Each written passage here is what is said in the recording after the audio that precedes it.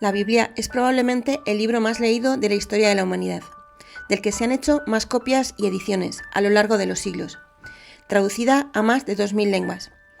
Ninguna otra obra literaria ha suscitado tanto interés en personas de toda condición y cultura.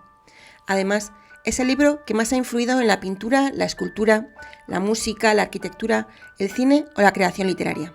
Pero la Biblia no es simplemente un interés cultural, sino que es un libro religioso, sagrado para judíos y cristianos, que contiene la palabra de Dios inspirada y viva, y que responde a las grandes preguntas sobre el sentido de la vida. La palabra Biblia es de origen griego, biblión, y significa papiro para escribir, rollo o libro. La palabra latina Biblia, que originalmente hacía referencia al neutro plural de biblión, diminutivo de biblos, pasa a declinarse en femenino singular en el latín medieval. De este modo, la palabra Biblia, en sus dos variantes latinas, en plural y singular, señalan que la Biblia es, en la cultura cristiana, una biblioteca y un libro, un conjunto de textos y una obra. En cuanto a biblioteca, la Biblia católica es un conjunto de 73 libros divididos en dos grandes partes: el Antiguo Testamento, que coincide prácticamente con la Biblia judía, y el Nuevo Testamento. La primera parte narra la revelación de Dios a través de la creación y de la historia del pueblo de Israel, y en la segunda, a través de Jesucristo y las primeras comunidades cristianas. 73 libros escritos a lo largo de varios siglos, por distintos autores, en épocas y lenguas diferentes. Autores que tenían diferentes formas de pensar y de escribir, y que utilizan distintos géneros literarios. Datos que hay que conocer para saber leer e interpretar la Biblia. Pero por otro lado, y a pesar de ser una colección de libros, en su conjunto narra una sola historia: la historia de amor y de amistad, y la salvación entre Dios y la humanidad. La alianza de Dios con la humanidad es lo que da unidad a la trama contenida en la Biblia, desde el principio hasta el final. Cómo Dios nos creó perfectos al inicio de los tiempos, pero nuestros primeros padres, haciendo libre uso de su voluntad, pecaron y con el pecado hicieron que la muerte recayera sobre ellos y sus descendientes. El resto de la Biblia enseña cómo Dios proporciona a la humanidad los medios para la salvación. Dios eligió al pueblo de Israel para hacer volver hacia sí a toda la humanidad, completando esa tarea en su único Hijo, Jesucristo, mediante su sacrificio en la cruz. Además, la Biblia nos muestra la verdad sobre el final de la historia. El bien triunfa, el mal es derrotado, y el pueblo de Dios vive para siempre en el paraíso.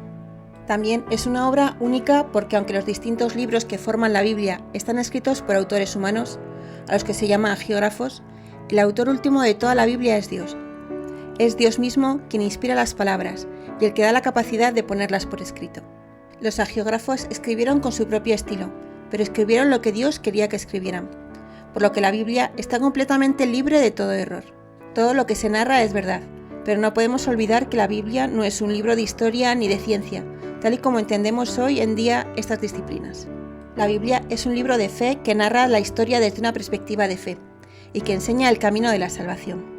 Lo importante de la historia que se narra no es la sucesión cronológica de los acontecimientos, sino lo que esa historia nos dice sobre la relación entre Dios con su pueblo.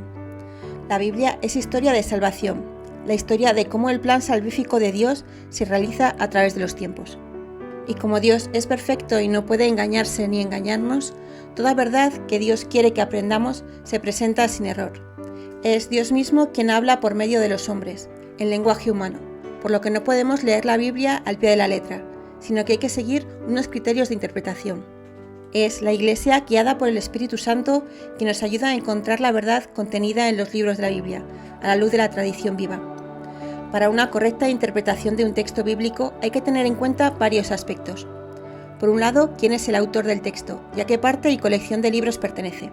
También hay que tener en cuenta qué género literario utiliza para transmitir el mensaje.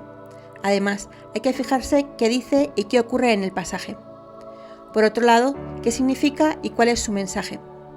Sin olvidar si tiene algo que ver con el resto de la Biblia, ya que cada texto debe entenderse dentro del conjunto bíblico. Y el último aspecto es qué me dice a mí personalmente y cómo lo puedo aplicar a mi vida.